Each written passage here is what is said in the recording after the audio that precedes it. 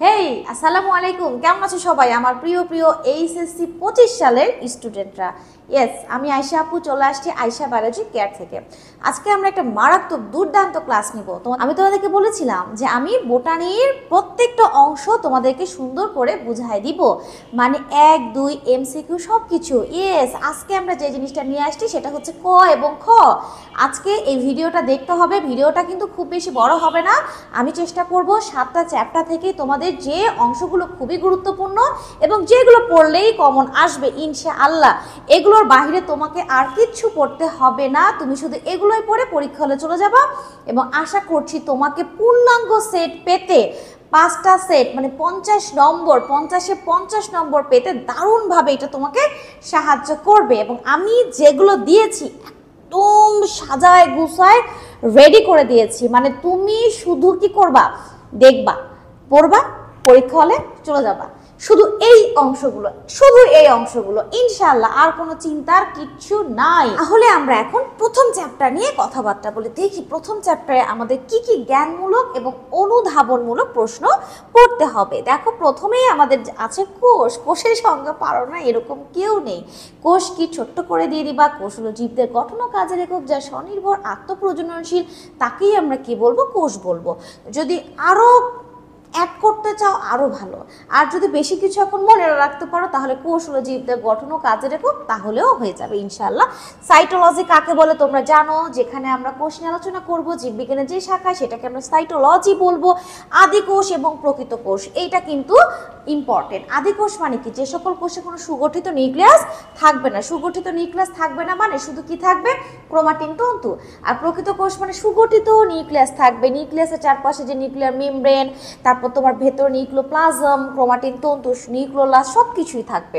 এখানে আমরা কয়েকটা জিনিস একটু বোঝার চেষ্টা করবো যে এটা ইম্পর্টেন্ট, ঠিক আছে তোমাদের জন্য। প্লাজমা ডেজমাটা এটা কিন্তু ইম্পর্টেন্ট। তারপরে ক্রিস্টি, অক্সিজোম, থাইলাকয়েড, এগুলো ইম্পর্টেন্ট।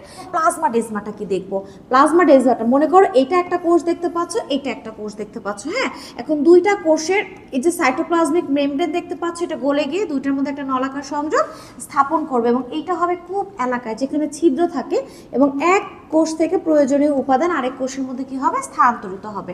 বিষয়টা ঠিক কিরকম বলো তো, বিষয়টা ঠিক এই যে দেখো, বিষয়টা ঠিক এইরকমই, যে এই অংশটাকে আমরা প্লাজমা ডেজমাটা বলবো এবং এটা খুব এলাকায় থাকবে। অবশ্যই প্লাজমা ডেজমাটা খুবই একটা গুরুত্বপূর্ণ অংশ। তারপরে আমরা কি পড়বো, ক্রিস্টি পড়বো। বলো তো ক্রিস্টি কি, ক্রিস্টিটা কি? দেখো, আমি যদি এটা একটা মাইটোকন্ড্রিয়ার কথা কল্পনা করি, যে মাইটোকন্ড্রিয়া এটা একটা অংশ আঁকালাম, ভেতরের অংশ, এটা বাইরের অংশ, তাহলে এই যে আঙ্গুলের মতন যে অংশগুলো আমরা দেখতে পাচ্ছি, ভেতরের ভাঁজ, এটাকে আমরা কি বলবো, ক্রিস্টি। তারপর মাইটোকন্ড্রিয়ার ভেতরের ভাঁজগুলোকে আমরা কি বলবো, ক্রিস্টি। অক্সিজোম কি, অবশ্যই এটা তোমরা জানো, অক্সিজোম হচ্ছে ক্রিস্টিতে ওই যে স্থানে স্থানে লেগে থাকে গোলাকার যে বস্তুটি এটিপি সিনথেসিস করে, তাকে আমরা কি বলছি, অক্সিজোম। থাইলাকয়েড কোথায় পাওয়া যায় বলো দেখি। এটা যদি আমরা একটা ক্লোরোপ্লাস্টের কথা কল্পনা করি, তাহলে ক্লোরোপ্লাস্টের এটা হচ্ছে তোমার স্ট্রোমা, এর মধ্যে যে থলে আকৃতির যে অংশটা আমরা দেখতে পাচ্ছি, এগুলো সিঙ্গেল ভাবে এক একটা হচ্ছে থাইলাকয়েড, যার ভেতরে ক্লোরোফিল থাকে এবং যেটা খাদ্য তৈরি করতে সাহায্য করবে। এবং থাইলাকয়েডগুলো একটার পর একটা যুক্ত হয়ে কি তৈরি করবে, গ্র্যানাম তৈরি করবে। ওকে, তাহলে আমাদের কি করতে হবে, এই জিনিসটা একটু ভালো করে পড়তে হবে। এরপরে দেখে আমরা কি আছে, প্লাস্টিড কি নিশ্চয়ই জানো, যে উদ্ভিদ কোষে অবস্থিত বর্ণময় বা বর্ণহীন যে অংশটি খাদ্য তৈরি করে, খাদ্য সঞ্চয় করে, পরাগায়নে সাহায্য করে, তাকে আমরা কি বলবো, প্লাজমো, তাকে আমরা কি বলবো, প্লাস্টিড বলবো। ওকে, আমাদের অটোলাইসিস, এটা একটা ইম্পর্টেন্ট প্রশ্ন। নিউক্লিওসাইড, নিউক্লিওটাইড, পিউরিন, পাইরিমিডিন কি, আশা করছি তোমরা সবাই জানো। অটোলাইসিস মনে করো এটা হচ্ছে একটা কোষের সাইটোপ্লাজম এবং এই কোষের ভেতরে এটা হচ্ছে একটা কি, লাইসোসোম। হ্যাঁ, যখন খাবারের অভাব দেখা দিবে, ত্রুটি দেখা দিবে বা যে কোনো প্রবলেম হবে কোষের মধ্যে, তখন লাইসোজোম তার প্রাচীরটাকে ছিন্ন করে ভেতরের কি করে, এনজাইমগুলোকে বাইরে বের করে দেয় এবং পুরো কোষটাকে কি করে ফেলে, নষ্ট করে ফেলে এবং নিজেও নষ্ট হয়ে যায়। এই জন্য লাইসোজোমকে বলা হয় আত্মঘাতী থলিকা এবং এই প্রসেসটার নাম হচ্ছে অটোলাইসিস। এটা কোষকে, জীবদেহকে রক্ষা করার জন্য, এটা কোষের জীবদেহকে রক্ষা করার জন্য এটা একটা দারুণ প্রসেস। হ্যাঁ, নিউক্লিওসাইড, নিউক্লিওটাইড কাকে বলে তোমরা নিশ্চয়ই খুব ভালো করে জানো। যদি একটা ক্ষার, ক্ষার মানে নাইট্রোজেন ঘটিত ক্ষার, সেটা অ্যাডিনিন হতে পারে, থাইমিন হতে পারে, সাইটোসিন হতে পারে, গুয়ানিন হতে পারে, ইউরাসিল থাকতে পারে, যে কোনো একটা যদি ক্ষার থাকে তার সাথে একটা যদি কি যুক্ত হয় বলো তো, সুগার, সুগার, পেন্টো সুগার, 5 কার্বন বিশিষ্ট সুগার, পেন্টো সুগার, তাহলে এটাকে আমরা কি বলবো, কি বলবো, নিউক্লিওসাইড। এবং সুগার বলতে সেই সুগারটা হতে পারে রাইবোজ, রাইবোজ যেটা আরএনএতে থাকবে, এবং ডি অক্সি রাইবোজ যেটা কোথায় থাকে, ডিএনএতে থাকে। তাহলে এই যে একটা যখন ক্ষার এবং একটা সুগার যুক্ত হবে, যে কোনো একটা ক্ষার এবং একটা সুগার, মনে করো আমি বলছি অ্যাডেনিনের সাথে আমি একটা রাইবোজ যুক্ত করে দিলাম, অথবা অ্যাডেনিনের সাথে আমি ডিঅক্সিরাইবোজ যুক্ত করে দিলাম, তাহলে একটা সুগার আর একটা ক্ষার যখন যুক্ত হবে তখন তাকে আমরা কি বলবো, নিউক্লিওসাইড। কিন্তু ওইটার সাথে যখন আবার একটা ফসফেট যুক্ত হবে তখন আমরা সেটাকে কি বলবো, নিউক্লিওটাইড। তাহলে নিউক্লিওসাইড এবং নিউক্লিওটাইডের মধ্যে পার্থক্য কি বলতো, একটা ফসফেট। এবং এইরকম নিউক্লিওটাইড যদি অনেকগুলো একটার সাথে একটা যুক্ত হয় তখন যে পলিমার তৈরি করবে সেটাই হচ্ছে আমাদের ডিএনএ। পিউরিন পাইরিমিডিন বলতে কি বোঝানো হচ্ছে, রিং এর উপর ভিত্তি করে যদি দেখা যাচ্ছে যে নাইট্রোজেন ঘটিত ক্ষারটি 2 রিং বিশিষ্ট হয়, দেখো এখানে কয়টা রিং আছে, একটা, তাহলে কয়টা রিং, 2টা রিং আছে, তাহলে এটাকে আমরা পিউরিন বলবো। যেমন অ্যাডেনিন এবং গুয়ানিন হচ্ছে পিউরিন। আর যদি রিং 1 বিশিষ্ট, 1 রিং বিশিষ্ট কোনো ক্ষার বা ক্ষারক হয় তখন আমরা সেটাকে কি বলবো, পাইরিমিডিন, থাইমিন, সাইটোসিন এবং ইউরাসিল। তাহলে আশা করছি এই কথাটা তোমরা খুব সুন্দর করে বুঝতে পেরেছো। নিচে আরো বেশ কয়েকটা ইম্পর্টেন্ট প্রশ্ন আছে, দেখো কি কি আছে, দেখো রেপ্লিকেশন আমাদের জন্য ইম্পর্টেন্ট, ট্রান্সক্রিপশন, ট্রান্সলেশন, যে কোনো একটা প্রসেস কিন্তু চলে আসতে পারে। আমরা রেপ্লিকেশনটা কি বলবো বলো তো, যখন আমাদের ডিএনএ থেকে ডিএনএ তৈরি হবে, ভালো করে খেয়াল করবো, তখন আমরা সেটাকে রেপ্লিকেশন বলবো। এবং ওই ডিএনএটা যখন এমআরএনএ তৈরি করবে তখন আমরা বলবো ট্রান্সক্রিপশন। এবং এই যে এমআরএনএ আছে এখান থেকে যখন প্রোটিন তৈরি হবে তখন আমরা সেটাকে কি বলবো, ট্রান্সলেশন। 3টা প্রসেস এবং একটা আরেকটার সাথে কিন্তু ভীষণভাবে জড়িত। জেনেটিক কোড কি, জেনেটিক কোডটা হচ্ছে এক ধরনের গোপন কোড, পাসওয়ার্ড, যেটা পিতামাতা থেকে সন্তানে বাহিত হয়। এবং এই কোডটা হচ্ছে তোমার 3টি করে বেস মিলে এই কোড গঠিত করবে, জেনেটিক কোড। যেমন ইউ ইউ ইউ এরকম হতে পারে, ইউ ইউ সি এরকম হতে পারে, এ সি ইউ এরকম হতে পারে, ঠিক আছে। এগুলো হচ্ছে জেনেটিক কোড। জিন কি, জিন কি সহজভাবে বলবা, ক্রোমোজোমের যে অংশটি পিতামাতা থেকে সন্তানের বৈশিষ্ট্য বহন করে নিয়ে আসে এবং ডিএনএ এর একটা অংশ, তাকে আমরা কি বলবো, জিন। ট্রিপলেট কি, এই যে এটা হচ্ছে একটা ট্রিপলেট, পরপর 1 2 3 3টা যখন বেস যুক্ত হবে তখন আমরা সেটাকে কি বলবো, ট্রিপলেট। এবং এক একটা ট্রিপলেট যখন অ্যামাইনো অ্যাসিডকে নির্দেশ করবে, অ্যামিনো অ্যাসিড বা অ্যামাইনো অ্যাসিড, তখন আমরা তাকে কি বলবো, কোডন বলবো। কি বলবো, কোডন বলবো। অটোজোম কি নিশ্চয়ই তোমরা জানো, আমাদের যে 46টা ক্রোমোজোম আছে এর মধ্যে 44টা হচ্ছে আমাদের একই রকম, ছেলে এবং মেয়েদের, যা দেহর বৈশিষ্ট্য নিয়ন্ত্রণ করবে, এটাকে আমরা অটোজোম বলবো। আর বাকি যে এক্স এবং ওয়াই আছে, ছেলেদের ক্ষেত্রে এক্স ওয়াই এবং মেয়েদের ক্ষেত্রে হচ্ছে কি, মেয়েদের ক্ষেত্রে শুধু এক্স এক্স, এই অংশটাকে আমরা কি বলবো, সেক্স ক্রোমোজোম বলবো। তাহলে অটোজোম, সেক্স ক্রোমোজোম কি আমরা জানি, জীবের লিঙ্গ নির্ধারণে সেক্স ক্রোমোজোমটা দারুণভাবে সাহায্য করে। লোকাসটা কি, ক্রোমোজোমের যে জায়গাতে আমাদের জিন থাকবে সেটাকে আমরা কি বলবো, লোকাস। এইখানে দেখো আমরা কয়েকটা গুরুত্বপূর্ণ প্রশ্ন পেয়ে গেছি। সূচনা কোডন কাকে বলা হয় এবং সমাপনী কোডন কাকে বলা হয়। সূচনা এবং সমাপনী, আমাদের যে কোডন আছে 64টা কোডন, এর মধ্যে কিন্তু একটা কোডন আছে সেটা হচ্ছে AUG। কোনো কাজের তো সূচনা করতেই হবে, যেমন আমরা এখন প্রোটিন তৈরির কথা বলছি, ট্রান্সলেশন। এই ট্রান্সলেশনের শুরুটা দিবে কি, AUG, এবং এই জন্য এটাকে বলবো স্টার্ট কোডন, বা দেখো দেওয়া আছে সূচনাকারী কোডন।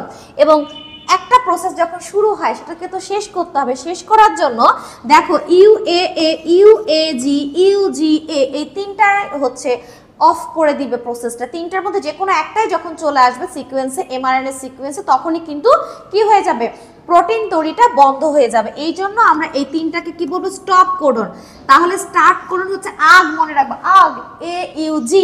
আর দেখো স্টপ কোডন হচ্ছে উয়া, উয়াগ, উগা, উয়া, উ আ, উ আগ, উগা।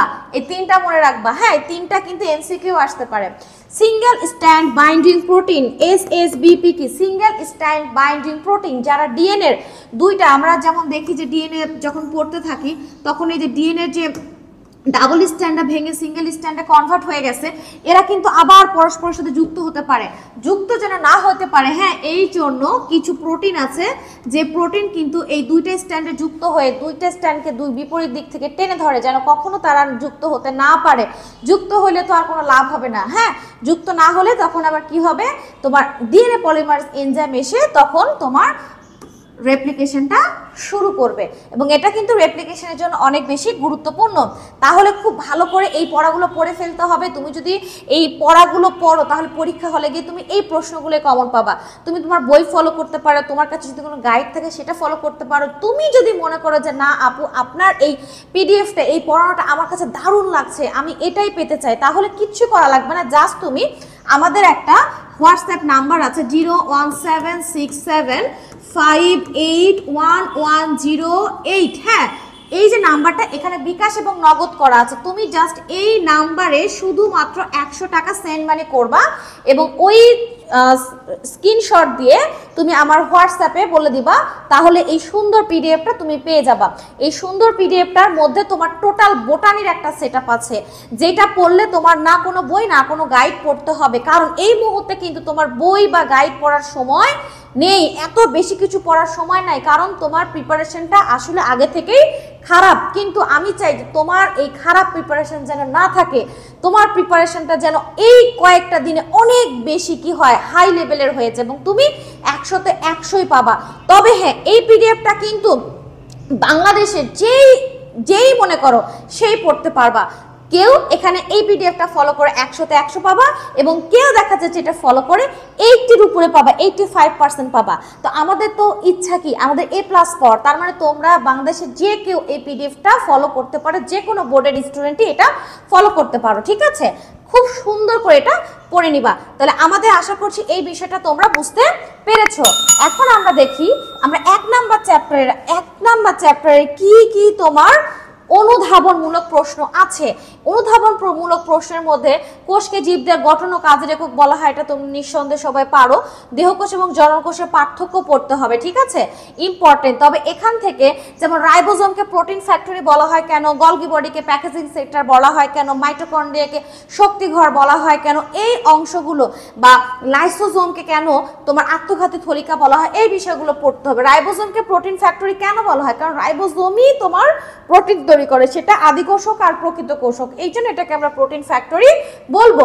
প্রোটোপ্লাজমকে জীবনের ভৌত ভিত্তি কেন বলা হয়, কারণ প্রোটোপ্লাজম নিয়েই কোষ গঠিত। প্রোটোপ্লাজমের দেখো এখানে 70 থেকে 90% পানির অপর নাম জীবন, এই জন্য প্রোটোপ্লাজম নিয়ে যেহেতু কোষ গঠিত, এই কারণে প্রোটোপ্লাজমকে জীবনের ভৌত ভিত্তি বলা হয়ে থাকে। গলগি বডিকে কেন আমরা প্যাকেজিং সেন্টার বলবো, এটা কিন্তু একটা চমৎকার প্রশ্ন। গলগি বডিকে প্যাকেজিং সেন্টার বলার কারণ হচ্ছে গলগি বডির কোষের ভেতরে বিভিন্ন লিপিড, প্রোটিন, কার্বোহাইড্রেট এগুলো সংশ্লেষণে হেল্প করে, বিশেষ করে কার্বোহাইড্রেট, এবং সেগুলো জমা রাখে, এই জন্য বলা হয় প্যাকেজিং সেন্টার। এবং এটাকে ট্রাফিক পুলিশ কেন বলা হয়, কারণ নিউক্লিয়াস থেকে শুরু করে একেবারে কোষ ঝিল্লি পর্যন্ত সব জায়গায় এটার বিচরণ এবং এটা বিভিন্ন উপাদান পরিবহন করতে হেল্প করে, এই জন্য এটাকে ট্রাফিক পুলিশ বলা হয়। ক্লোরোপ্লাস্টকে কোষের রান্নাঘর কেন বলা হয় এবং কোষের মস্তিষ্ক বলতে কি বুঝে, দুইটা ইম্পর্টেন্ট প্রশ্ন। ক্লোরোপ্লাস্টকে রান্নাঘর কেন বলা হবে, কারণ এখানে রান্না বান্না হয়। কি রান্না বান্না হয়? রাইট, শর্করা জাতীয় খাদ্য রান্না বান্না হয়। কি? সূর্যের আলো গ্রহণ করবে, ক্লোরোফিল আছে, কার্বন ডাইঅক্সাইড পানি দিয়ে শর্করা জাতীয় খাদ্য তৈরি হবে, এই জন্য এটাকে আমরা ক্লোরোপ্লাস্টকে কোষের রান্নাঘর বলছি। কোষের মস্তিষ্ক কাকে বলা হচ্ছে এবং কেন? নিউক্লিয়াসে, কারণ একটা কোষের যাবতীয় কাজের নির্দেশাবলী কে দিয়ে থাকে? নিউক্লিয়াস দিয়ে থাকে। এখানে আমরা নিউক্লিওটাইড কাকে বলে পড়েছি। ডিএনএ হলো মাস্টার মলিকুল, বিষয়টা ব্যাখ্যা করো, বা ডিএনএ কে কেন মাস্টার মলিকুল বলা হয়, এটা একটা কারণ আছে। মাস্টার দেখবা চাইনিজ মুভিগুলোতে কিন্তু অনেক সুন্দর মাস্টার শব্দটা ইউজ করা হয়। মাস্টার মানে হচ্ছে জ্ঞানী বা অনেক কিছু জানে বা খুবই গুরুত্বপূর্ণ দায়িত্বে আছে, এরকম কাউকে আমরা মাস্টার বলতে পারি। ডিএনএ কে কেন মাস্টার মলিকুল বলবো, কারণ কোষের মধ্যে লিপিড, প্রোটিন, কার্বোহাইড্রেট বা বিভিন্ন উপাদানের মধ্যে এই ডিএনএটা আকারে বড় এবং সবচেয়ে গুরুত্বপূর্ণ কাজ করে। পিতামাতার বৈশিষ্ট্য, বংশ পরম্পরায় সন্তান নিয়ে যায়, এবং এই জন্য কিন্তু এটাকে আমরা কি বলছি? Master molecule. সমাপ্তি কোডন কি আমরা পড়ে ফেলেছি। জেনেটিক কোডকে ট্রিপলেট কোড বলা হয় কেন? ওই যে 3টা করে অংশ থাকবে, দেখো এখানে 3টা করে খান আছে, এই জন্য এটাকে আমরা কি বলছি? ট্রিপলেট বলছি। ট্রিপলেট মানে 3টা। ডিএনএ এর অর্ধ সংরক্ষণশীল অনুলিপন বলতে কি বুঝো? ডিএনএ এর অর্ধ সংরক্ষণশীল অনুলিপন বলতে কি বুঝো, এটা একটা প্রশ্ন।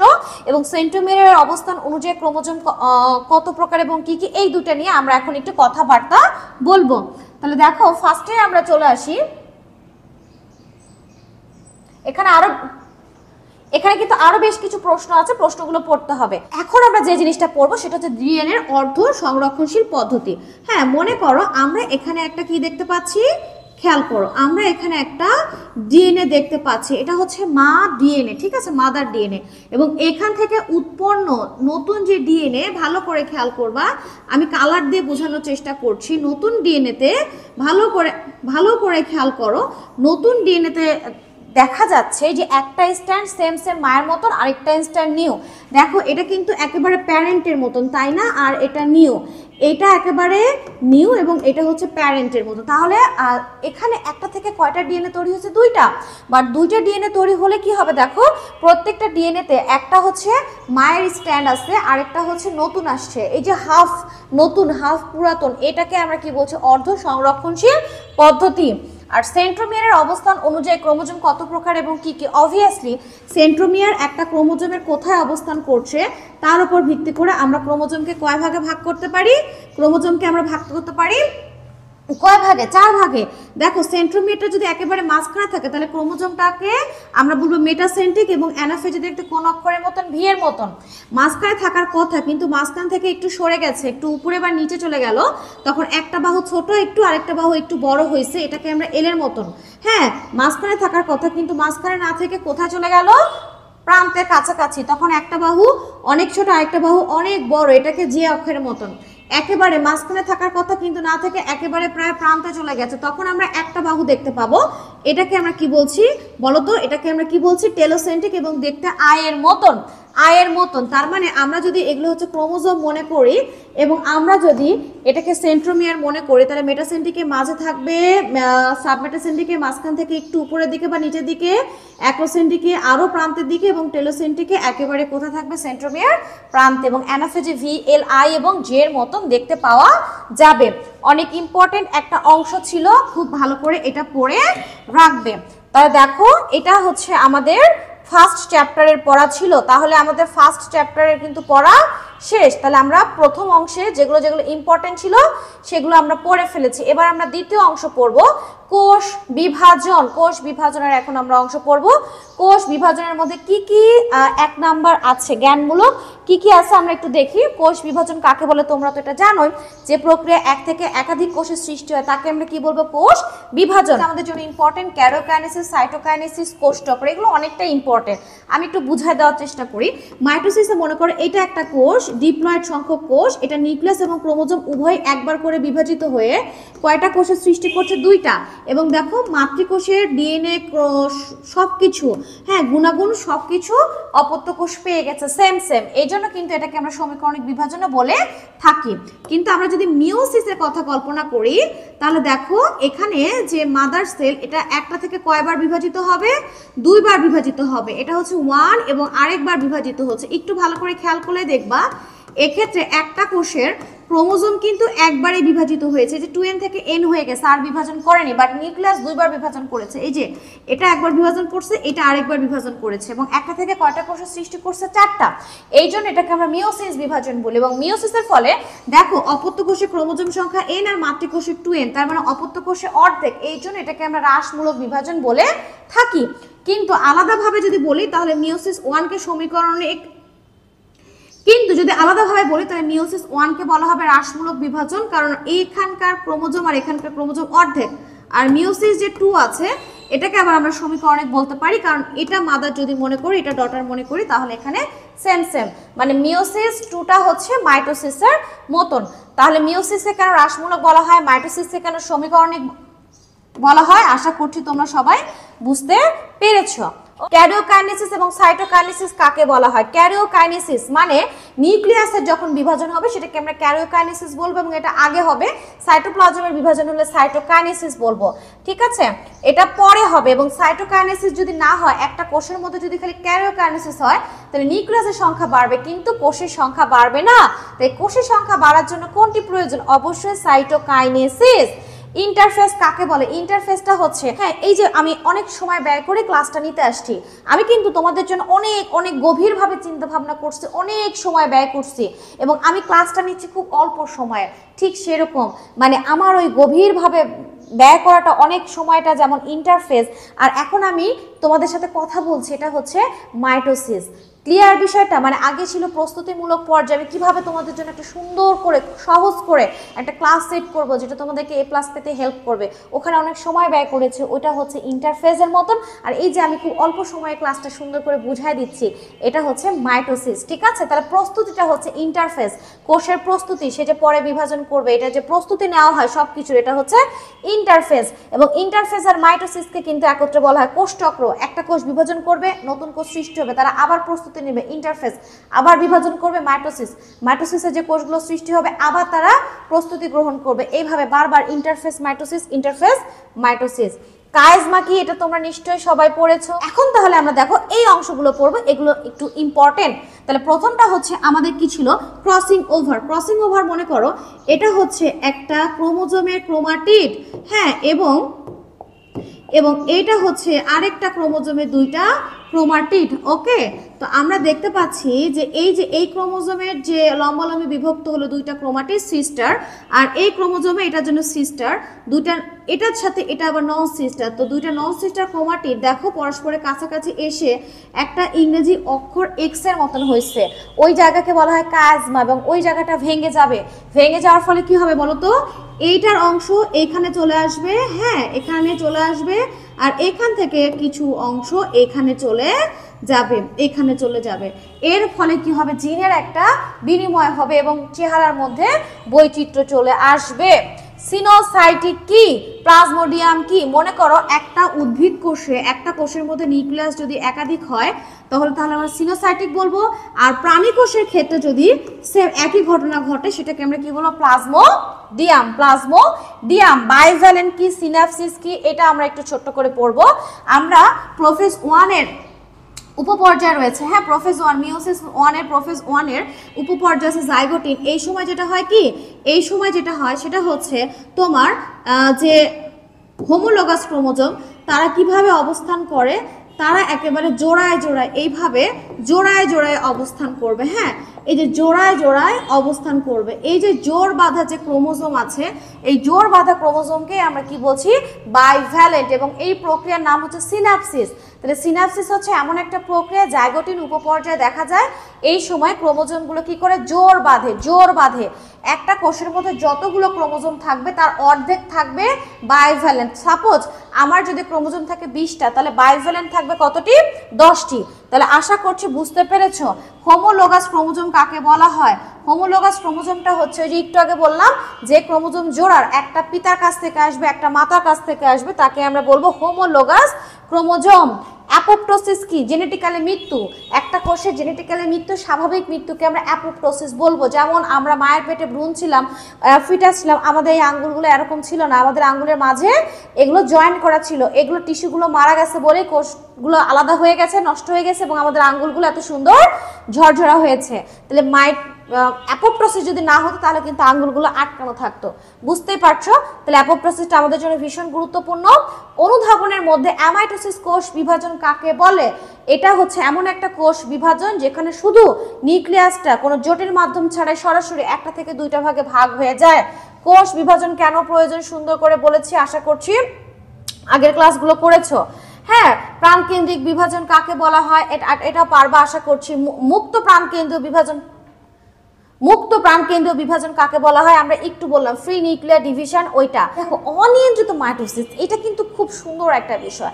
সেটা হচ্ছে আমাদের কোষের মধ্যে একটা সিস্টেম আছে, P53 নামক একটা তোমার প্রোটিন দেওয়া আছে, P53। এই প্রোটিনটা কি করে জানো? কোষের মধ্যে কোনো ত্রুটিপূর্ণ যদি কোনো কোষ থাকে তাহলে সেই কোষটাকে বিভাজন হতে দেয় না, কারণ ত্রুটিপূর্ণ কোষের বিভাজন মানে হচ্ছে দেহের মধ্যে বিভিন্ন রোগ, অসুস্থতা, সমস্যা। কিন্তু দেখা যাচ্ছে যে কিছু কিছু এজেন্ট এসে ভাইরাস বা অন্য কোনো কেমিক্যালের কারণে এই P53টা কী হয়ে যায়, নষ্ট হয়ে যায়, ডিফেক্টিভ হয়ে যায়, এবং তখন সে কী করতে পারে না, কোষ বিভাজনটাকে নিয়ন্ত্রণ করতে পারে না, এবং ওটার ফলে ত্রুটিপূর্ণ কোষ যার বিভাজন করার কথা ছিল না, সেই ত্রুটিপূর্ণ কোষটা কী করবে, বিভাজন করতে থাকবে, কারণ ওইটাকে কন্ট্রোল করার জন্য P53 বা অন্যান্য যে প্রোটিনগুলো রেগুলেটর সিস্টেম হিসেবে কাজ করে সেগুলো তো এখন ডিফেক্টিভ বা নষ্ট হয়ে গেছে। তো এই কারণে তখন দেহে অনিয়ন্ত্রিতভাবে কোষ বিভাজন হতেই থাকবে এবং অস্বাভাবিক অসুস্থ কোষে দেহটা ভরে যাবে, এবং আগের চাইতে দ্রুত গতিতে কোষের বিভাজন সম্পন্ন হবে, কারণ এই কোষগুলো এতটাই দুষ্টু যে এদের বিভাজনের জন্য কোনো গ্রোথ ফ্যাক্টর কিচ্ছু প্রয়োজন নাই, তারা নিজেরাই গ্রোথ ফ্যাক্টর তৈরি করে বা গ্রোথ ফ্যাক্টর ছাড়াই তারা বিভাজন করতে পারে। বুঝতে পারছো, মানে মারাত্মক ধরনের একটা সিস্টেম। তো এখন কথা হচ্ছে এই যদি এখন অনিয়ন্ত্রিত মাইটোসিস হয় তার ফলে কি হতে পারে, একটা জায়গাতে কোষ থাকার কথা 1000, সেখানে যদি 20,000 হয়ে যায় তাহলে অবশ্যই সেই জায়গাটা কি আগে চাইতে উঁচু হবে, এবং এর ফলে কি তৈরি হবে, টিউমার, এবং টিউমারটা যদি সারা দেহে ছড়িয়ে যায় সেটা কি হয়ে যাবে, ক্যান্সার। তার মানে টিউমার, ক্যান্সার এগুলো হচ্ছে অনিয়ন্ত্রিত মাইটোসিসের কুফল, এবং অনিয়ন্ত্রিত মাইটোসিসের ফলে কিন্তু এগুলো হয়ে থাকে। এটা ইম্পর্টেন্ট ছিল, এটা কিন্তু খুব ভালো করে পড়বা। হ্যাঁ, ইন্টারকাইনেসিস বলতে কি বোঝে, এটা কাদের ক্ষেত্রে প্রযোজ্য, ইন্টারকাইনেসিস কিন্তু মিওসিসের ক্ষেত্রে প্রযোজ্য। আমরা বললাম না মিওসিস 1 এবং 2 আছে, 1 এবং 2 এর মাঝখানে যে বিরতির পর্যায়টা, হ্যাঁ, এটাকে আমরা কি বলবো, ইন্টারকাইনেসিস। এটা কিন্তু মাইটোসিসে হবে না। তাহলে আমরা 1 এবং 2 পড়ে ফেলেছি এবং অণুজীব থেকে আমরা একটু পড়বো। তাহলে এখন আমরা কি পড়বো, ভাইরাস থেকে বেশ কিছু সুন্দর সুন্দর প্রশ্ন সেট করেছি, ইনশাআল্লাহ এগুলো পড়লেই তুমি কমন পেয়ে যাবা। ফার্স্টের কথা হচ্ছে ভাইরাস কি, ইয়েস ভাইরাস হচ্ছে একটা অণুজীব, রাইট। আমরা জানি সংজ্ঞাটাতে আমরা কি লিখবো, সংজ্ঞাটা লিখবো নিউক্লিক অ্যাসিড এবং প্রোটিন নিয়ে গঠিত অকোষীয় অতি আণুবীক্ষণিক যে সত্তা কি করে জীবদের ভেতরে সক্রিয়, সংখ্যা বৃদ্ধি করে, জীবকোষের বাইরে নিষ্ক্রিয়, তাকে আমরা কি বলবো, ভাইরাস। ভিরিয়ন, ভিরয়েড, প্রিয়ন্স, এটা খুব সুন্দর করে পড়বা। ভিরয়েডটা হচ্ছে তোমার, ভিরিয়নটা হচ্ছে যখন একটা নিউক্লিক অ্যাসিড প্রোটিন নিয়ে গঠিত ভাইরাসটা তোমাকে আমাকে আক্রমণ করতে পারবে, তখন আমরা সেটাকে বলবো ভিরিয়ন। আর যদি না পারে তাহলে নিউক্লিওক্যাপসিড। আর যদি ভাইরাসের আরএনএ অংশটা রোগ সৃষ্টি করে তাহলে আমরা ভিরয়েড বলবো, আর যদি শুধু প্রোটিন অংশ রোগ সৃষ্টি করে তাহলে আমরা কি বলবো, প্রিয়ন্স। হ্যাঁ, অণুজীবকে তো জানোই, যেটাকে খালি চোখে আমরা দেখতে পাবো না, অনেক ক্ষুদ্র, তাকে আমরা কি বলবো, অণুজীব বলবো। ইমার্জিং ভাইরাস বলতে কি বোঝো, মারাত্মক একটা প্রশ্ন ভাই। ইবোলাকে কেন ইমার্জিং ভাইরাস বলা হয়, এইচআইভিকে কেন ইমার্জিং ভাইরাস বলা হয়, করোনা ভাইরাসকে কেন ইমার্জিং ভাইরাস বলা হয়, মানে যে সকল ভাইরাসের পোষকটা চেঞ্জ হয়, আগে একটা পোষক ছিল বর্তমানে আরেকটা পোষক, তখন সেই সকল ভাইরাসকে ইমার্জিং ভাইরাস বলা হয়। যেমন মনে করা হয় যে আমাদের যে করোনা ভাইরাস হলো, মনে করা হয় যে করোনা কোথা থেকে ছড়াইছে, বাদুড় থেকে ছড়াইছে, আগে করোনা বাদুড়ের হয়েছে এখন আমাদের হচ্ছে, বা বার্ড ফ্লু আগে পাখিদের হতো এখন মানুষের হচ্ছে। তো এই ভাইরাসগুলো আগে একটা পোষক এখন আরেকটা পোষক চেঞ্জ করছে, এই জন্য এই ভাইরাসগুলোকে আমরা ইমার্জিং ভাইরাস বলছি। ব্যাকটেরিয়ার সংজ্ঞাটা আমরা কিভাবে দিব, একটি আণুবীক্ষণিক অণুজীব যা ক্লোরোফিল বিবর্জিত খাদ্য তৈরি করতে পারে না, তাকে আমরা কি বলবো, ব্যাকটেরিয়া। বোটুলিজম কি, ছোট্ট করে পড়বা। ম্যালেরিয়া কি, অ্যানোফিলিস বাহিত এক ধরনের মারাত্মক জ্বর রোগ। সাইজোগনি কি, মানুষের দেহের মধ্যে জীবাণুর যে অযৌন দশা হয় সেটাকে আমরা সাইজোগনি বলবো।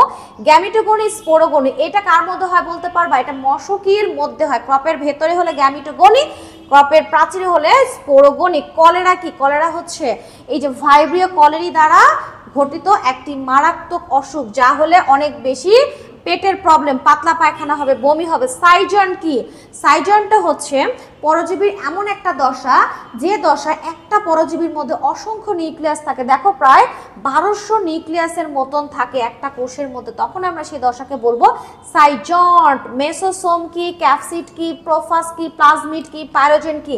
এখানে বেশ কয়েকটা ইম্পর্টেন্ট প্রশ্ন আছে, আমরা একটু বোঝার চেষ্টা করব। প্রথমে হচ্ছে মেসোসোম। মনে করো আমরা একটা ব্যাকটেরিয়ার কথা কল্পনা করি, এটা হচ্ছে ব্যাকটেরিয়া কোষ ঝিল্লি, ঝিল্লিটি ভেতরের দিকে যে পকেটের মতন হয়েছে এটাকে আমরা বলবো মেসোসোম, এবং এটা শ্বসনে হেল্প করবে ব্যাকটেরিয়াকে। ক্যাপসিড, ক্যাপসিডটা হচ্ছে মনে করো এইটা হচ্ছে নিউক্লিক অ্যাসিড ভাইরাসের কেন্দ্রে আছে, এবং ভাইরাসের বাহিরে তোমার প্রোটিনের একটা আবরণ আছে।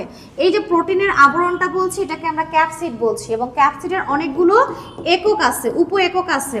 এটাকে আমরা বলবো ক্যাপসোমিয়ার। প্রোফাজটা কি? প্রোফাজটা হচ্ছে, মনে করো এটা একটা ব্যাকটেরিয়া এবং এটা হচ্ছে ব্যাকটেরিয়ার ডিএনএ, এবং এই ব্যাকটেরিয়ার মধ্যে ভাইরাল ডিএনএ প্রবেশ করলো। এটা মনে করো একটা ভাইরাস, এটাকে ছিদ্র করে ভাইরাল ডিএনএ প্রবেশ করে ব্যাকটেরিয়ার ডিএনএর সাথে মিলেমিশে অবস্থান করছে। হ্যাঁ, তাহলে এই যে মিলেমিশে অবস্থান করছে দুইটা ডিএনএ একসাথে, ভাইরাল এবং ব্যাকটেরিয়াল ডিএনএ, এটাকে আমরা বলছি প্রোফাজ। প্লাজমিড কি?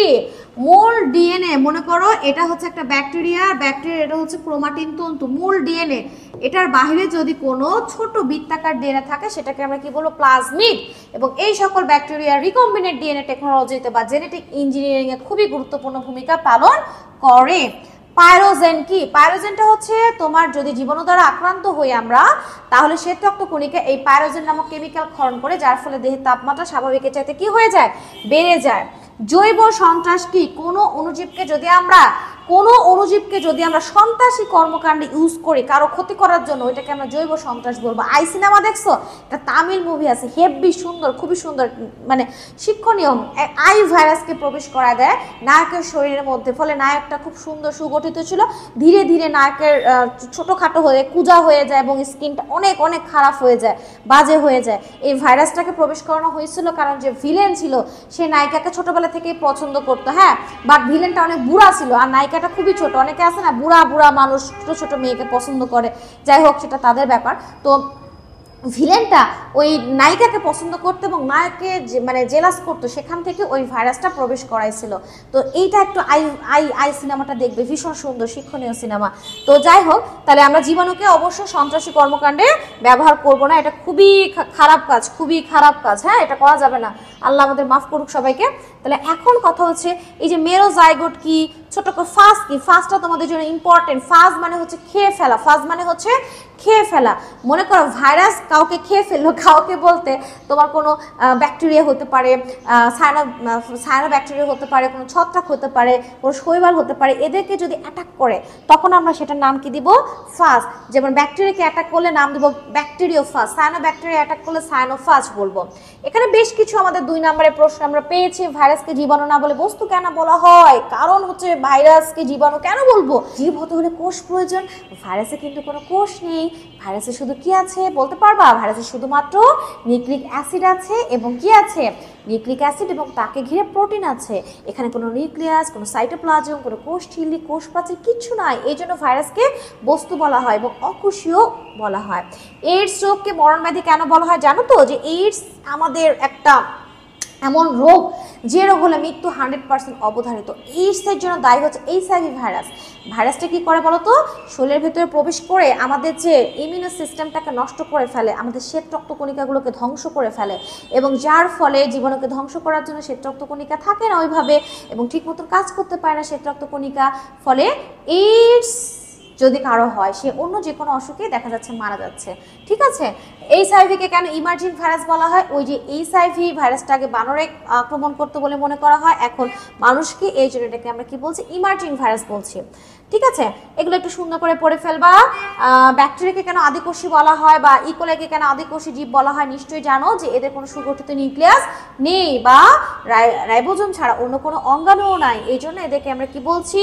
আদিকোষী জীব বলছি। এখানে একটা সুন্দর প্রশ্ন আছে, ভাইরাসে কেন জীব এবং জ্বরের মধ্যে সেতু বন্ধন বলা হয়? এর কারণ হচ্ছে ভাইরাসে কিছু জীবের বৈশিষ্ট্য আছে, আবার কিছু জ্বরের বৈশিষ্ট্য আছে। জীবের বৈশিষ্ট্যের মধ্যে এখানে ডিএনএ বা আরএনএ আছে। হ্যাঁ, তারপর তোমার হচ্ছে ভাইরাস দেখা যাচ্ছে কোনো সজীব মাধ্যম পেলে কিন্তু সংখ্যা বৃদ্ধি করতে পারে, এগুলো হচ্ছে জীবের বৈশিষ্ট্য। আর জ্বরের বৈশিষ্ট্য হচ্ছে এরা খাবার খায় না বা এদের বৃদ্ধি নাই, হ্যাঁ, বা এদেরকে কেরাসিত করা যায়। বুঝতে পারছো? এটা হচ্ছে জ্বরের বৈশিষ্ট্য। যেহেতু জীবের বৈশিষ্ট্য আছে, জ্বরের বৈশিষ্ট্য আছে, এই জন্য এটাকে আমরা কি বলছি বলতো? এই জন্য আমরা বলছি সেতু বন্ধন। লাইটিক চক্র কাকে বলা হয়? এটা তোমাদের জন্য ইম্পর্টেন্ট। লাইটিক চক্র মানে হচ্ছে যখন একটা ভাইরাস ব্যাকটেরিয়ার ভেতরে প্রবেশ করে সেটার মধ্যে সংখ্যা বৃদ্ধি করে ব্যাকটেরিয়ার প্রাচীরটাকে ছিঁড়ে লাইসিস করে বাইরে বের হয়ে আসলো, এই জন্য এটাকে বলা হবে লাইটিক চক্র।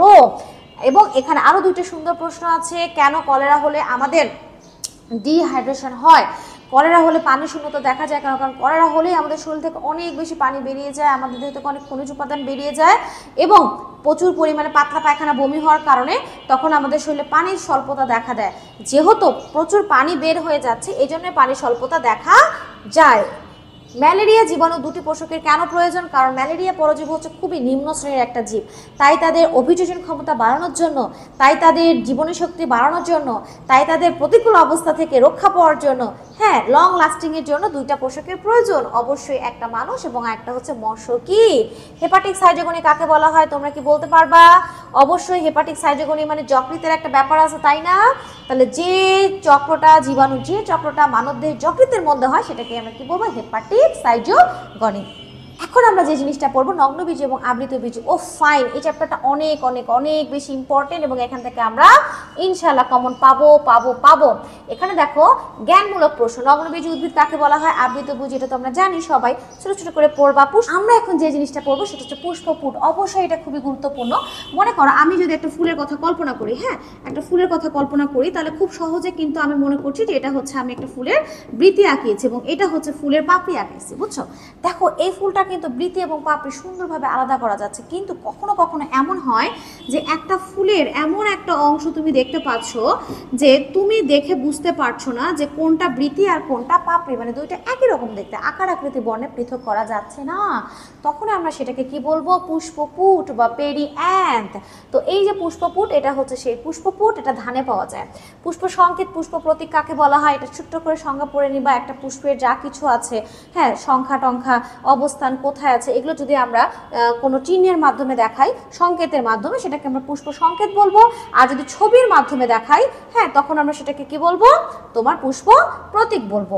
মাতৃ অক্ষ কাকে বলা হয়? মাতৃ অক্ষ যে অক্ষ থেকে পুষ্পের বিভিন্ন স্তবকের সৃষ্টি হয় তাকে আমরা মাতৃ অক্ষ বলবো। এখানে একটা শব্দ আছে লিগিউম। লিগিউমটা কি? লিগিউমটা হচ্ছে একটা ফল যা উপর থেকে নিচের দিকে দুটি কপাটে ফেটে যায়, উপর থেকে নিচের দিকে ফেটে যাবে, এটাকে আমরা কি বলবো? লিগিউম। অ্যাপোফাইসিস কাকে বলা হয়? অ্যাপোফাইসিস কাকে বলা হয়? অ্যাপোফাইসিস এটা হচ্ছে এই যে এরকম ধরনের যে মাইক্রোস্পোরোফিল আছে, এটা হচ্ছে তোমার সাইকাসের ক্ষেত্রে উপরের যে অংশটা সরু, এটাকে আমরা কি বলবো? অ্যাপোফাইসিস। সাইকাসের পুংরেণু পত্রের উপরের যে অংশটা, হ্যাঁ, মাইক্রোস্পোরোফিলের উপরের যে সরু অংশটা, ওইটাকে আমরা কি বলবো? অ্যাপোফাইসিস। ওইটা কিন্তু বন্ধা। পাম ফার্ন কাকে বলা হয়? সাইকাসকে, কারণ পাম এবং ফার্নের মতন পাতা, তাই জন্য পাম ফার্ন বলা হয়। সোরাস কি? স্ট্রোবিলাস কি? স্ট্রোবিলাসটা দেখা যাচ্ছে পুরুষ সাইকাসের ক্ষেত্রে অনেকগুলো মাইক্রোস্পোরোফিল যখন আঁটি করে একেবারে গুচ্ছ অবস্থান করবে। সবচেয়ে বড় শুক্রাণু পাওয়া যায় কোন উদ্ভিদে? আমরা জানি সাইকাসে লিগিউল। এটা কিন্তু আমাদের যে পয়েসি গোত্র আছে সেই জায়গাতে দেখা যায়। হ্যাঁ, ক্যারিওপসিস এটা একটা ফল। পুষ্প ট্রাইমেরাস কাকে বলা হয় বা পুষ্প পেন্টামেরাস কাকে বলা হয়? পুষ্প ট্রাইমেরাস অথবা পুষ্প পেন্টামেরাস কাকে বলা হয়? মনে করো একটা ফুলের তোমার 3টা পাপড়ি আছে অথবা তার গুণিতক, ওইটাকে আমরা পুষ্প ট্রাইমেরাস বলবো। কিন্তু যদি একটা ফুলের মনে করো 4টা পাপড়ি আছে অথবা একটা ফুলের 5টি পাপড়ি আছে অথবা তার গুণিতক, তখন আমরা সেটাকে টেট্রামেরাস বা কি বলবো? পেন্টামেরাস। ট্রাইমেরাসটা হচ্ছে একবীজপত্র উদ্ভিদের বৈশিষ্ট্য আর টেট্রামেরাস বা পেন্টামেরাসটা হচ্ছে দ্বিবীজপত্র উদ্ভিদের বৈশিষ্ট্য। এখন আমরা এই চ্যাপ্টার থেকে অনুধাবনমূলক প্রশ্ন পড়বো। কি কি অনুধাবনমূলক প্রশ্ন আসতে পারে? অবশ্যই সাইকাসকে জীবন্ত জীবাশ্ম কেন বলা হয় তোমরা তো জানো।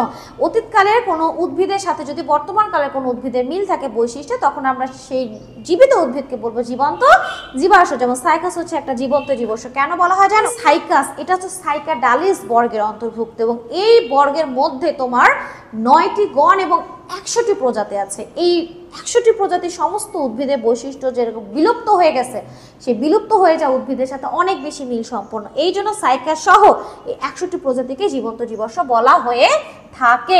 কোরালয়েড মূল, কোরালয়েড মূলটা কিন্তু সাইকাসের ক্ষেত্রে অনেক ইম্পর্টেন্ট। সাইকাসের প্রথমে প্রধান মূল থাকে, পরবর্তীতে এটা অস্থানিক মূল তৈরি করে এবং ভূমির ওপরে গিয়ে দ্যাগ্র শাখা তৈরি করে, বুঝছো? দ্যাগ্র শাখা তৈরি করে এবং মূলগুলো দেখো এরকম স্ফীত হয়ে যায়, মূলগুলো আকৃতি বিকৃতি হয়ে এরকম স্ফীত হয়ে যায়, যা দেখতে অনেকটা সামুদ্রিক প্রবাল বা কোরালের মতন। এই জন্য এটাকে আমরা কোরালয়েড মূল বলি। মূল এমন হওয়ার কারণ হচ্ছে এই সরু মূলের মধ্যে বিভিন্ন রকমের যে অণুজীবগুলো আছে না, অণুজীব হচ্ছে নস্টক, সায়ানোব্যাকটেরিয়া, এই সায়ানোব্যাকটেরিয়াই তো নষ্ট, হ্যাঁ, এই অংশগুলো অবস্থান করে এই মূলের স্বাভাবিক আকৃতিটাকে কি করে ফেলে, বিকৃতি করে ফেলে, মোটা করে ফেলে, স্ফীত করে ফেলে। এই জন্য দেখতে প্রবালের মতন হয়, তাই এটাকে কোরালয়েড মূল বলা হয়, প্রবাল অথবা কোরালের মতন। নগ্নবীজে আবৃত বীজের মধ্যে পার্থক্য পড়বা, একবীজপত্রী দ্বিবীজপত্রীর মধ্যে পার্থক্য পড়বা। ধানের পুষ্পমঞ্জরি স্পাইকলেট কেন, আমি সুন্দর করে বুঝাইছি। ধানের পুষ্পমঞ্জরি স্পাইকলেট হওয়ার বেশ কিছু কারণ আছে, কারণ এখানে কি আছে, শূন্য গ্লুম আছে, পুষ্প গ্লুম আছে, তাই না, তারপর পুষ্পপুট আছে, ওকে, প্যালিয়া আছে, এই জন্য এটাকে আমরা কি বলছি, স্পাইকলেট বলছি। এবং এই বৈশিষ্ট্য, এই জন্য এটাকে আমরা কি বলছি, স্পাইকলেট বলছি। ঢেঁড়সকে বা ঢেঁড়সকে কেন মালভেসি গোত্র রাখা হয়েছে, তখন মালভেসি গোত্রের বৈশিষ্ট্যগুলো লিখবা। সাইকাস উদ্ভিদে ফল হয় না কেন, গর্ভাশয় নেই তো, এই জন্য ফল হয় না। এখন আমরা যে জিনিসটা পড়বো এটা অনেক ইম্পর্টেন্ট, আমি বলে দিচ্ছি, এটা কিন্তু আসতে পারে। দেখো আমরা জবা ফুলের পুষ্প সংকেত পড়ছি, জবা ফুলের পুষ্প সংকেত, এক্ষেত্রে কি বলছে দেখো, এখানে কিন্তু তোমাদের সিরিয়ালে মুখস্থ করা লাগবে। এটা হচ্ছে অঙ্কের মতন, যদি অঙ্কের মতন মুখস্থ করতে পারো, মানে নিয়মটা, হ্যাঁ, তারপরে তো বুঝতে হবে। ফর্মুলাটা লেখার জন্য ফার্স্টে আগে তোমাকে কিছু বিষয় মুখস্থ করতে হবে, কোনটার পরে কোনটা, সিরিয়াল বাই সিরিয়াল। তুমি যদি এটা না দিয়ে এটা দাও, বা এটা আগে দাও এটা পরে দাও, বা এটা আগে দিলে এটা পরে দিলে, তাহলে কিন্তু হবে না। যেমন আমরা এই চিহ্নটা দিয়ে, এইটা দ্বারা আমরা বুঝি যে এটা হচ্ছে বহু প্রতিসম, এবং এই চিহ্নটা দ্বারা বোঝানো হয় যে এটা হচ্ছে উভলিঙ্গ। যদি এরকম হতো ফুলটা তাহলে হতো একলিঙ্গ মেল, আর যদি এরকম হতো তাহলে কি হতো, একলিঙ্গ ফিমেল।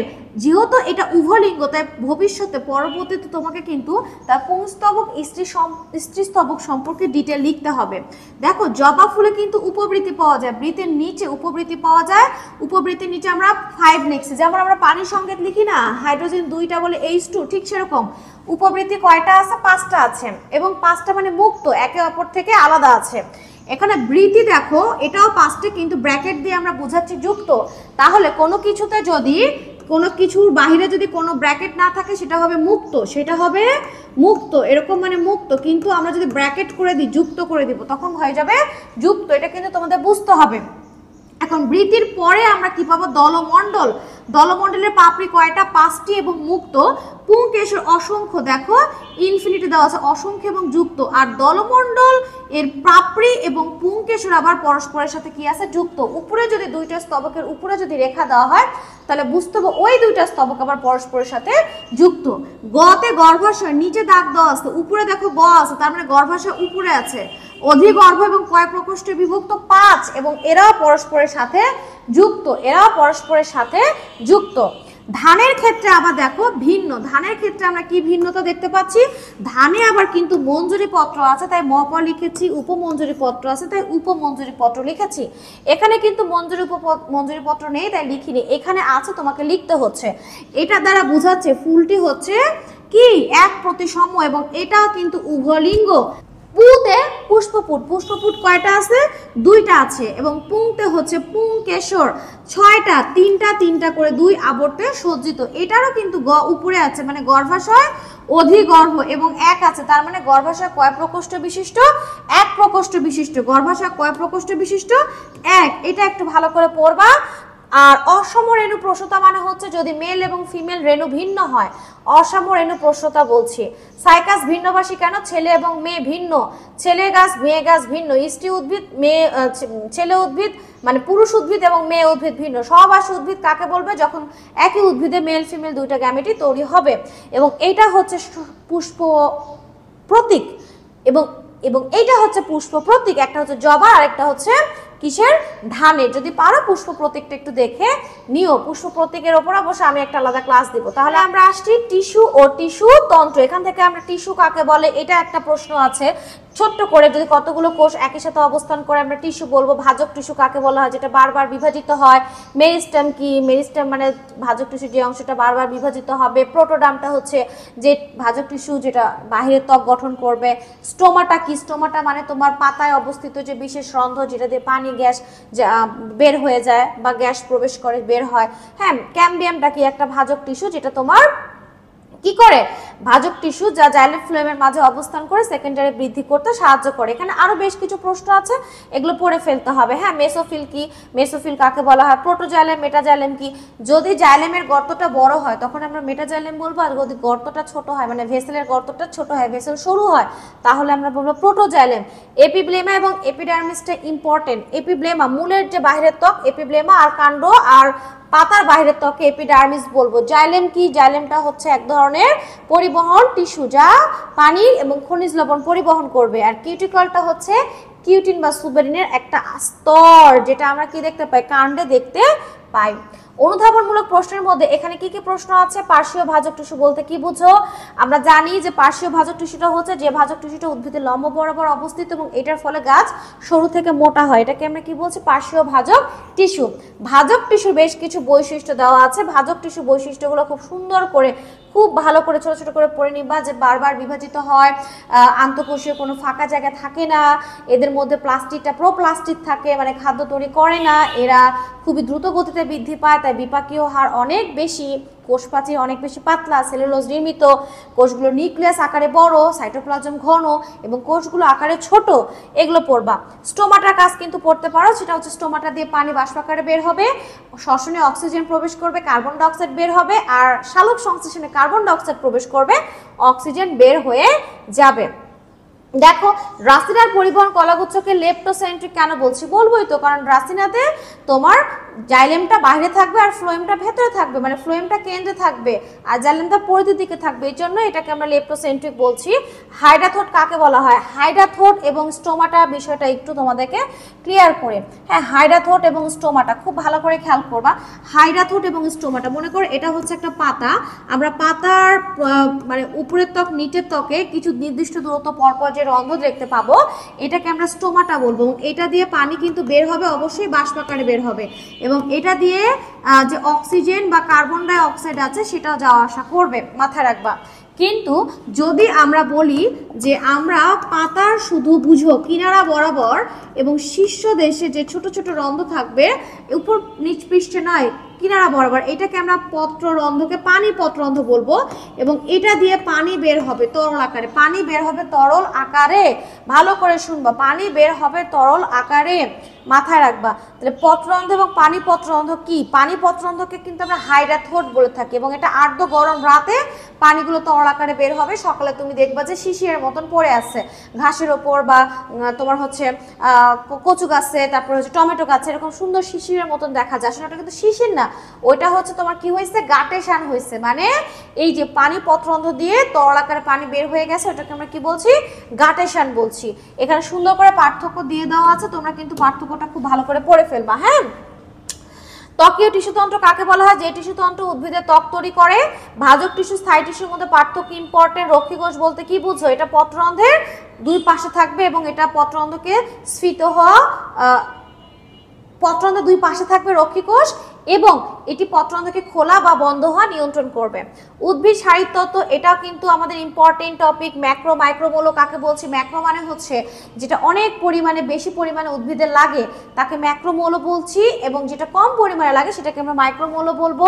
সক্রিয় শোষণ এবং নিষ্ক্রিয়, সক্রিয় শোষণে কিন্তু বিপাকীয় শক্তির প্রয়োজন হয়, আর নিষ্ক্রিয় শোষণে কোনো বিপাকীয় শক্তির প্রয়োজন হয় না। প্রশোধন কাকে বলা হয়? পানি বাষ্পাকারে যখন বের হয়ে যাবে পাতা থেকে তখন আমরা প্রশোধন বলবো। পানির ফটোলাইসিস বলতে কি বোঝো? এটা খুবই খুবই ইম্পর্টেন্ট, এটা শালক সংশ্লেষণের আলোক পর্যায়ে হবে। পানি ভেঙে, হ্যাঁ, ইলেকট্রন প্রোটন এবং কি তৈরি করবে, অক্সিজেন তৈরি করবে, তাকে আমরা কি বলবো, photolysis of water, photolysis of water. ATP এর পূর্ণ নাম কি পড়বা? Adenosine triphosphate. ফটোফসফোরাইলেশন কাকে বলা হয়? কোনো কিছুর সাথে যখন আমরা কি করব, কোনো কিছুর সাথে যখন আমরা ফসফরাসকে যুক্ত করব, অজৈব ফসফেট বা ফসফরিক অ্যাসিড, তখন আমরা সেটাকে ফটোফসফোরাইলেশন বলবো, এবং এই সময় আলো প্রয়োজন। যেমন এডিপি, অ্যাডিনোসিন ডাইফসফেটের সাথে একটা অজৈব ফসফেট যুক্ত করে এটিপি করলাম, তাহলে এটা হচ্ছে ফসফোরাইলেশন। শ্বসন কি? শ্বসন মানে হচ্ছে তোমার যে প্রক্রিয়ায় অক্সিজেন গৃহীত হবে এবং খাদ্যবস্তু জারিত হয়ে প্রচুর পরিমাণে কি উৎপাদন করবে, শক্তি উৎপাদন করবে, তাকে আমরা কি বলবো, শ্বসন বলবো। শ্বসনিক কোষণ কাকে বলা হয়? শ্বসনিক কোষণটা হচ্ছে যে পরিমাণে এখানে কার্বন ডাই অক্সাইড নির্গত হয়েছে এবং যে পরিমাণে অক্সিজেন গৃহীত হয়েছিল সেটার মোল সংখ্যার অনুপাত। দেখো এখানে শ্বসনিক হার কত, 1, শ্বসনিক হার কিন্তু 1। শ্বসনিক হার সালোক সংশ্লেষণের হার দুটাই একই। সালোক সংশ্লেষণের ক্ষেত্রে নির্গত অক্সিজেনের মোল সংখ্যার সাথে গৃহীত কার্বন ডাই অক্সাইডের মোল সংখ্যার অনুপাত। ফার্মেন্টেশন এগুলো ছোট ছোট করে পড়ে নিবা, নোটটা খুব সুন্দর করে ফলো করবা ইনশাআল্লাহ। এখান থেকেই একেবারে 100% কমন। ফটো রেসপিরেশন কাকে বলা হয়? যখন অনেক বেশি সূর্যের আলো থাকে এবং কোষের মধ্যে অক্সিজেনের পরিমাণটা অনেক বেড়ে যায়, কার্বন ডাই অক্সাইডের পরিমাণ কমে যায়, তখন C3 উদ্ভিদের ক্ষেত্রে এই ফটো রেসপিরেশনটা হয়, মানে খাদ্য তৈরি পরিবর্তে খাদ্যটা ভেঙে যায়, ফলে খাদ্য উৎপাদন কিন্তু কমে যায়। লেন্টিকুলার প্রশোধনটা কি? এটা কিন্তু তোমার হয় যে গাছগুলো অনেক বেশি মোটা এবং বাহিরের বাকল ফেটে ছোট ছোট লেন্টিসেল তৈরি হয় কোষে, মানে কোষগুলোর মধ্যে ছোট ছোট ছিদ্র তৈরি হয়, তখন সেই কোষগুলোকে বলা হয় লেন্টিসেল। এবং ওই লেন্টিসেল দিয়ে যখন পানি বের হয়ে যাবে সেটাকে আমরা কি বলবো? লেন্টিকুলার প্রশোধন। C3 C4 উদ্ভিদের মধ্যে পার্থক্য পড়বা। এখানে এটিপিকে জৈব মুদ্রা কেন বলা হয় বা শক্তি মুদ্রা? কারণ এটিপি থেকেই আমরা যাবতীয় শক্তি পেয়ে থাকি। এটিপি ফসফেট মুক্ত করবে এবং আমরা শক্তি পাবো, আমরা বিভিন্ন কাজ করব। আবার এডিপির সাথে আবার অজৈব ফসফেট যুক্ত হয়ে আবার এটিপি তৈরি হবে, আবার এটিপি ভাঙবে, আবার আমরা কাজ করব। মানে যেহেতু এটিপির মধ্যে যাবতীয় শক্তি অবস্থান করে, এই জন্য এটাকে আমরা কি বলবো? শক্তি মুদ্রা। আখকে কেন C4 উদ্ভিদ বলা হয়? কারণ এখানে আখকে হ্যাস এবং স্ল্যাক চক্র সম্পন্ন হয়, এই জন্য এটাকে আমরা কি বলবো? C4 উদ্ভিদ বলবো। সবাত অবাত শ্বসনের মধ্যে পার্থক্যটা খুবই ইম্পর্টেন্ট তোমাদের জন্য। অক্সিডেটিভ ফসফোরাইলেশন কাকে বলা হয়? অক্সিজেনের সাহায্যে যখন এডিপির সাথে অজৈব ফসফেট যুক্ত হয়ে এটিপি তৈরি হবে, তখন আমরা তাকে কি বলবো? Oxidative phosphorylation. টিসিএ চক্র বলতে কি বোঝো? খুব ভালো করে পড়বা। ক্রেবস চক্রকে আমরা টিসিএ চক্র বলি, কারণ এইখানে তোমার প্রথম স্থায়ী পদার্থটা হচ্ছে সাইট্রিক অ্যাসিড, এটাকে সাইট্রিক অ্যাসিড চক্র বলা হয়ে থাকে। আর যেহেতু 3টা কার্বক্সিল গ্রুপ থাকে, এই জন্য এটার নাম হয়েছে টিসিএ চক্র। তাহলে এতটুকু আশা করছি সবাই বুঝতে পেরেছো। এবার জীব প্রযুক্তি আমাদের ফিনিশিং টাস্ক। দেখো এটার জ্ঞানমূলক যে প্রশ্নগুলো আছে, টিস্যু কালচার বলতে কি বোঝো? একটা টিস্যুকে আমরা কালচার করব, টিস্যুর যে কোনো বিভাজনক্ষম অংশ, সেটা ভ্রূণমুকুল হতে পারে, পরাগরেণু হতে পারে, কচি পাতা হতে পারে, এবং সেখান থেকে একটা চারা তৈরি করব, এটাকে আমরা বলছি টিস্যু কালচার। টটিপটেন্সি কি? টটিপটেন্সি মানে হচ্ছে একটা কোষের উদ্ভিদে পরিণত হবার যে ক্ষমতা, সেটাকে আমরা বলবো টটিপটেন্সি। মানে একটা গাছের যদি মানে একটা গাছের যতগুলো কোষ থাকবে, প্রত্যেকটা কোষের মধ্যে এই গুণাগুণটা নিহিত আছে যে সে পরবর্তীতে নতুন একটা গাছে পরিণত হওয়ার ক্ষমতা রাখে। এক্সপ্ল্যান্ট কাকে বলা হয়? এক্সপ্ল্যান্টটা হচ্ছে টিস্যু কালচারের জন্য আমরা যে মাতৃ উদ্ভিদ থেকে যে স্যাম্পলটা কালেক্ট করবো, যে অংশটা কালেক্ট করবো কালচার করার জন্য, এটাকে আমরা এক্সপ্ল্যান্ট বলবো। জীবন খুব গুরুত্বপূর্ণ দুটো জিনিস পড়বো, একটা হচ্ছে লাইগেজ এনজাইম আর একটা হচ্ছে রেস্ট্রিকশন এনজাইম। মনে করো আমি এটা একটা ডিএনএর কথা কল্পনা করছি এবং আমি মনে করো এইটা আরেকটা ডিএনএর কথা কল্পনা করছি। হ্যাঁ, আমি এই ডিএনএ থেকে একটা অংশ কেটে ফেলেছি, অবশ্যই খাঁজ করে কাটতে হবে, আমি ছোট করে জাস্ট বুঝাই দিচ্ছি। এবং এখান থেকে আমরা কাঙ্ক্ষিত অংশ কেটে নিয়েছি। এই যে কাটাকাটির যে কাজ করছি, এটাকে আমরা রেস্ট্রিকশন এনজাইম দিয়ে করব। আর এই অংশটাকে এটার সাথে জুড়ে দেওয়ার জন্য আমরা যে এনজাইমটা ব্যবহার করব, সেটাকে আমরা বলছি লাইগেজ এনজাইম। তার মানে কাঙ্ক্ষিত অংশটা কাটার জন্য আমরা ইউজ করব রেস্ট্রিকশন এনজাইম, আর জোড়া দেওয়ার জন্য আমরা ইউজ করব কি? আঠার মতন যেটা কাজ করবে, সেটাকে আমরা বলবো লাইগেজ এনজাইম, যেটা লাগায় দিবে। জিএম ফসল কি? জেনেটিক্যালি মডিফাইড ফসল, যার ডিএনএতে কি করা হবে? পরিবর্তন করা হবে, মডিফাইড করা হবে। ইন্টারফেরন কি? এটা খুবই গুরুত্বপূর্ণ একটা প্রোটিন, যা ক্যান্সার থেকে আমাদেরকে রক্ষা করে বা বিভিন্ন ভাইরাসের আক্রমণ থেকে আমাদেরকে রক্ষা করবে। জিনোম সিকোয়েন্সিং কি? জিনোম সিকোয়েন্সিংটা হচ্ছে জিনোম, যে অ্যাডিনিন, থাইমিন, সাইটোসিন, গুয়ানিনের যে বেস সিকোয়েন্স, হ্যাঁ, এটার একটা সজ্জা, একটা ক্রম, এটাকে আমরা কি বলবো? Genome sequencing. এটা আমাদের ফরেনসিকে লাগে। এখান থেকে লাস্ট অনুধাবনমূলক প্রশ্নগুলো কি? ক্যালাস কাকে বলা হয়? টিস্যু কালচারে এই যে প্রথমে যখন একটা টিস্যুকে তুমি ফ্লাক্সে দিয়ে প্রথমে যে অনেকগুলো থকথকা কোষ তৈরি হলো, যার কোনো আকার আকৃতি গঠন কিছুই নাই, ওটাকে আমরা কি বলি? ক্যালাস বলি। এবং এই ক্যালাস থেকেই পরবর্তীতে একটা অণুচারা তৈরি হয়ে থাকে। রেস্ট্রিকশন এনজাইমকে আণবিক কাঁচি কেন বলা হচ্ছে? কারণ এটা খুবই সূক্ষ্মভাবে ডিএনএর নির্দিষ্ট বেস সিকোয়েন্সকে জোড়ায় জোড়ায় কেটে ফেলে, হ্যাঁ, এবং এইটাকে আমরা আণবিক কাঁচি এই জন্যই বলছি। আর রেস্ট্রিকশন এনজাইম বলতে কি বুঝি আমরা পড়লাম, এগুলো সবই পড়তে হবে। জিন ক্লোনিং কি পড়তে হবে, ট্রান্সজেনিক প্রাণী কাকে বলা হয়, কোনো প্রাণীর মধ্যে যদি আমরা কোনো একটা জিন ট্রান্সফার করি সেটা পিওর হতে পারে আবার মডিফাইড হতে পারে, তখন আমরা সেই প্রাণীটাকে বা সেই জীবটাকে বা সেই উদ্ভিদটাকে আমরা কি বলবো, ট্রান্সজেনিক প্রাণী বলবো। যদি উদ্ভিদ হয় ট্রান্সজেনিক উদ্ভিদ, প্রাণী হলে ট্রান্সজেনিক প্রাণী বলবো। ওকে, ফিনিশিংটা আমরা কি করবো, বিটি বেগুন। বিটি বেগুন কি আমাদের জন্য ক্ষতিকর? আসলে এটা নিয়ে একটা প্রশ্ন আছে। আসলে বিটি বেগুন আমাদের জন্য মোটেও তেমন ক্ষতিকর না। ব্যাসিলাস থুরিনজিয়েন্সিস একটা ব্যাকটেরিয়া থেকে এক ধরনের জিন ট্রান্সফার করা হয়েছে বেগুনের মধ্যে, এবং এই বেগুন থেকে সামান্য কিছু বিষাক্ত উপাদান তৈরি হয় যা পোকামাকড়কে ধ্বংস করতে হেল্প করে, বাট আমাদের জন্য মোটেও ক্ষতিকর না। মানে এখনো পর্যন্ত সেরকম ক্ষতির কোনো দিক পাওয়া যায়নি। এই বেগুনটা আমরা অবশ্যই খেতে পারি, বরং এই বেগুনে কোনো পোকামাকড় আক্রমণ করছে না। তার মানে পোকামাকড় আক্রমণ করছে না মানে এটা কৃষকের জন্য লাভজনক, এবং এটাতে সামান্য তো টক্সিক সাবস্টেন্স তৈরি হচ্ছে যেহেতু ব্যাকটেরিয়া জিন আছে, বাট এটা আমাদের জন্য মোটেও ক্ষতিকর না। ক্ষতিকর হলে এইটা আসলে উৎপাদন করা হতো না। তাহলে দেখো আমরা খুব সুন্দরভাবে এই অংশগুলো পড়ে ফেলেছি, ক এবং খ। আশা করছি ভিডিওটা খুব ভালো করে তোমরা দেখেছো এবং দেখবে। আর এইটার পিডিএফ পেতে চাইলে অবশ্যই যোগাযোগ করতে হবে। টোটাল বোটানির একটা সুন্দর সাজানো গুছানো একটা অংশ থাকবে, যেটা পড়ে গেলেই তুমি ইনশাআল্লাহ আর কোনো বই গাইড কিছু ফলো করতে হবে না, এইটা থেকেই তুমি ইনশাআল্লাহ 100% পেয়ে যাবে। তাহলে নেক্সট আমাদের দেখা হবে এমসিকিউ নিয়ে। সেই পর্যন্ত ভালো থাকো, আল্লাহ হাফেজ।